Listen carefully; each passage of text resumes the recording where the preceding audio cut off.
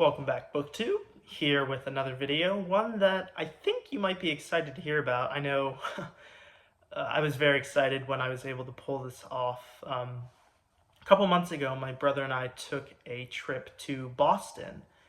And for those of you on BookTube that know anything about Boston will know the name the Brattle Book Shop. And you better believe that if my brother and I were going to be in Boston, I was going to drag him to the Brattle Book Shop. And that's exactly what we did. We went book shopping, and it was fantastic. I got to say hi to Zach. Zach works at the Brattle. He was, running outside, putting books on the carts and sort of the discount section. But then also got a chance to talk to him, and he gave me a recommendation that I'll talk about here in a second. So yeah, I have 4 books here and one Red Sox hat. We went to Fenway, and if you saw my previous video, you know I like baseball, and even though I'm not a Red Sox fan per se, that was a really cool experience. Going to such an iconic stadium and really getting to enjoy just a good afternoon of baseball with my brother, and the Red Sox won. So, it was nice to be in a fun baseball environment, really take in a cool experience. But you guys aren't here for baseball; you're here for books, and so that's what we're going to talk about. Like I said, going to the Brattle was really we went early in the day on a Friday. So they had just opened, wasn't too crowded. It was actually what is it called? Patriots Day weekend, Easter weekend as well. So the Monday after Easter, they were running the Boston Marathon. So there were lots of streets shut down. We could kind of walk the one section of the marathon course. But as for the Brattle itself, I was worried it was going to maybe be a bit crowded, sort of being Good Friday rolling into Easter weekend, but wasn't too bad, at least when my brother and I got there. And so we started off going through the racks. And for those of you that have heard Steve Donahue, he's sort of the premier champion for the Brattle Book Shop. Yeah, he does not. It's true to word on how impressive it is, how much just volume is in there, and the diversity of book selection. There's not just romance or history. There's all sorts of books and all sorts of conditions as well, right? My brother and I went through the 5 and the 3 and the $1 sections, browsing and finding some of these books that are interesting. But we also went inside because why would I not go inside? And that was, I think, more true to maybe like the bookstore, the local one I go to here in northern Georgia, where they're gonna have stuff roughly sectioned off. They have their fiction section, kind of alphabetical by author, poetry, World War II and Civil War stuff, sort of marked off. But I think there was probably just more, I'll say, unique selections in terms of, you see an author you recognize, but then there's titles that, you've never really seen in person before. And sometimes the ones indoors, could be a bit pricey, but I think that's obviously a premium they're able to offer. If you're seeing a book that isn't standard in a typical shop, the basic economics, the supply is low, but the demand's there. They can charge kind of what they want. As for the books that I got, though, some of you, if you've seen my previous video, know I've been reading a lot of Russian literature. And so I was definitely, kind of keeping my eyes peeled for that while we were at the Brattle. And so one of the ones I picked up here, this is Bystander by Maxim Gorky. Haven't read any Gorky. And this actually is the first in 4 of a series, if I remember correctly. The Klim Samgin series. I haven't read this yet. Yeah, it's this very old, you can barely read Bystander there on the back. But this is like a 1930s edition book. But I figured Gorky's one of those names that I know of, but I haven't read anything. So I kind of saw this. It was a fine price. This was indoors. But it seemed really interesting, and so I decided to pick it up, and I'm curious to see what it's like. Obviously, if it's really good, I'll have to try and find books 2 through 4, but I don't know how easy that's going to be because in my research, it seemed like very limited printings or even reprintings of this.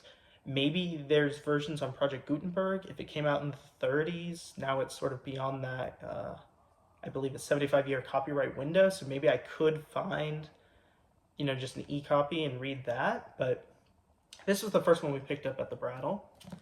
Then I believe I found this one outside on one of the discount racks. This is Modern Japanese Literature. Now, I don't know anything about Japanese literature. Also, modern being 1868 to present day. And I think this book modern probably ends in... it's not anything recent, if I remember correctly. 1960? And 1956 is the copyright, so basically 100 years of Japanese literature from the mid-19th to mid-20th century. But I picked this up just to sort of maybe broaden the reading. Obviously, a lot of the Russian books I've been reading, at a certain point, they mention, sort of that the influence of Japan in some of those, or it kind of ties over. But I figured this is sort of an area I don't have any background knowledge of, and just trying to introduce myself to a new area, kind of get a compilation of different works. So like I said, I'll be reading this one maybe in July, I think. I'll keep you updated on, maybe there's an author that stands out, a specific story. I'll keep you updated on that for sure.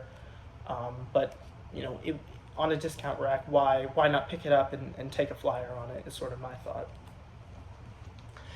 Then the next one here, this was actually a recommendation from Zach. So I mentioned I got to see him, and as I was browsing inside, I'm looking at the shelves, not really, I didn't have anything specific in mind, which I think at a place like the Brattle is probably a good thing to do. Like I said, there's so many unique books, you almost want to just pick what speaks to you.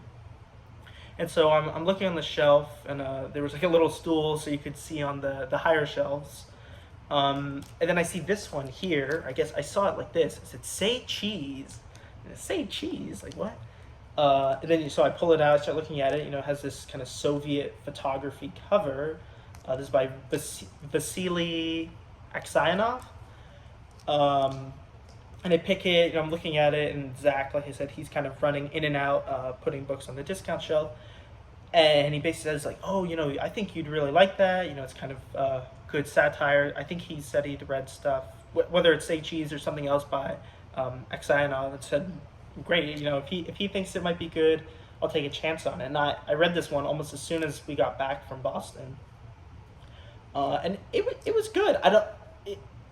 It was definitely satire in the sense that, the whole way through you're kind of getting this photography group trying to release a photography book or album, representing Soviet Russia for what it really is. They say something along the lines of, photographers get in trouble for taking pictures of the truth. Something along the lines of that, making it a lot funnier than the way I'm paraphrasing it. But I think it was also one where, as far as I can tell, Aksayanov writes in America. I don't know if he's originally from Russia or Soviet Union, based off. This book was, I think, in the late 80s, maybe early 80s.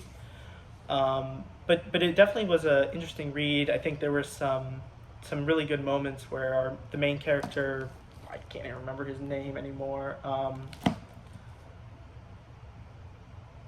Let's see. Yeah, the author lives in Virginia now. Oh, yeah, that's right. The main character is Ogo, or I should say Ago, or Aga, because he's Ogorodnik, but then there was also, there were two names that are like so similar, but then the author sort of is giving us this interjections all the way, where one of them, you have to be heavy, the O's are really more A's, and then the other one, the O's are heavy O's. Like I said, this was an interesting read, kind of took a flyer on it, didn't know anything about it, but, I think, as I've mentioned, trying to read a bunch of different Russian lit, and whether that's a Russian author or books taking place in um, in Russia. I think this was a fun one to kind of add to the list, and now I know to keep my eyes peeled if I see more Eksionov out there. But I think this might be one of those where, because the Brattle has such sort of unique selection, you kind of take a chance on it while I'm there. That was sort of my thought process. Is I'm here, I might as well go for something that I'm probably not going to see at my local bookstore. Then the final book I got at the Brattle, this was upstairs, not on the, at the Brattle, there's the first floor, which was the fiction, sort of general, authors. Second floor is a lot more nonfiction, your classics, Greek and Roman classics, things like that. I think philosophy, and then more like geographical history. So there was a section on Russia, and one of them that really stood out to me here. This is defining Russia musically, and I can't remember if I've mentioned in past videos, but I've been really listening to a lot more jazz and classical music, and specifically, people like Shostakovich or Tchaikovsky. And this is essentially a book dedicated to that world of Russian music. And so kind of thought this would be a good way to expand, my reading knowledge of their compositions, their lives, sort of maybe what influence what their influences might have been throughout everything. For instance, one of the albums, I guess you would call it, that I've really been enjoying is Tchaikovsky's Swan Lake Ballet. There's specifically one that I really like. It's Andrei Previn in the London Symphony Orchestra. It's, I think, mid-70s. It's got a really pretty sort of cover on it. It's like a blue and black cover. And it's the full Swan Lake suite. I think that's what, or ballet, I guess I should say. Which really sort of struck me, because a lot of times you hear, maybe it's the Nutcracker, also by Tchaikovsky, or Sleeping Beauty. He kind of has a trio of big name ballets, and you hear the snippets or the main memorable parts, but when you put the whole thing together, it's almost, you don't even need the dancers out there, at least for me. I've never seen the full thing in person.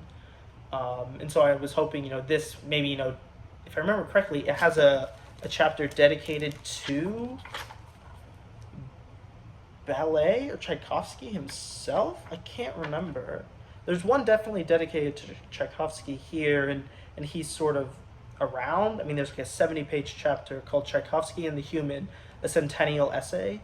So based on some of my research going into this, the author here, Richard Terushkin, kind of brings in, I'll say, and then maybe a more advanced musical background, which hopefully my experience with music is enough to handle it. I definitely, might be out of practice reading some of these scores, and I don't have like a keyboard or anything to sort of play them out to myself, which would be, I think, really nice if I even could, if I had the keyboard. I think, for instance, this might be, I don't know if it's picking up well, but I definitely would have to study something like that for a while before I'd be able to play it on a keyboard. But I'm excited to, even if I can't hear these things out, maybe they're from certain moments. For instance, this is from Tchaikovsky's Romeo and Juliet. Maybe I can find just good recordings. Perhaps he lists them in the back. I know a book I'll talk about in an upcoming video teaser did a really good job recommending like recordings or things to listen to. What is this? Spam. Receipts from people that aren't me. Yeah, but excited to read more about Russian music, and really just dive into that world. Like I said, been listening to it, now read about it, and maybe have a deeper appreciation for the authors as the composers as they were writing these pieces. But yeah, the Brattle was excellent. Obviously, if any of you are there, I can't recommend it enough. I definitely want to go back. Just a really good environment. I think my local bookstore does a really good job of having unique selections, but they're definitely, you can go, weeks or months later and still see a book you were considering a previous trip, and based on just the foot traffic while we were there at the Brattle, like you said, it was slow at the start, but by the time we left, my brother and I were probably there for an hour and a half or 2 hours. It was starting to pick up on a Friday, so I can't imagine that Saturday or Sunday would really start to be almost a bit burdensome to be. So if you go on a weekday, it seemed like that was probably the time to go, but super friendly people, and even obviously the other shoppers, are making good conversation. You're kind of eavesdropping on what they're talking about and seeing if they're recommending a book that you know of to a friend, or making mental note of ones they recommend. That way you can keep an eye on them. But yeah, defining Russian musically, maybe a slightly advanced, hopefully not too much for my musical level. Say Cheese, which was a good read. I'll keep my eye out for more Aksayanov, but worth picking up while I had sort of a unique chance to see it at the Brattle. Modern Japanese literature, like I said, don't know anything about it, but might as well go for it. And then we have Bystander here by Maxim Gorky. I'll take I'll get through it. It looks big, but because it's this 30s book, the pages are actually quite thick. And I think I'll get through it fairly quickly. I definitely have noticed my reading speed has been increasing as I've just sort of really gotten in the habit and the practice of reading consistently. So that's almost nice. I can get through books a lot quicker than I used to. But yeah, 4 great ones from the Brattle. Fun trip to Boston. So excited to go back. I don't know when, but I know when I do, I'll make sure I get by the Brattle. But hope you all are having a great day, and I still have some more videos I'm going to be making for you all, so keep an eye out. And yeah, hope you have a great one. Thank you.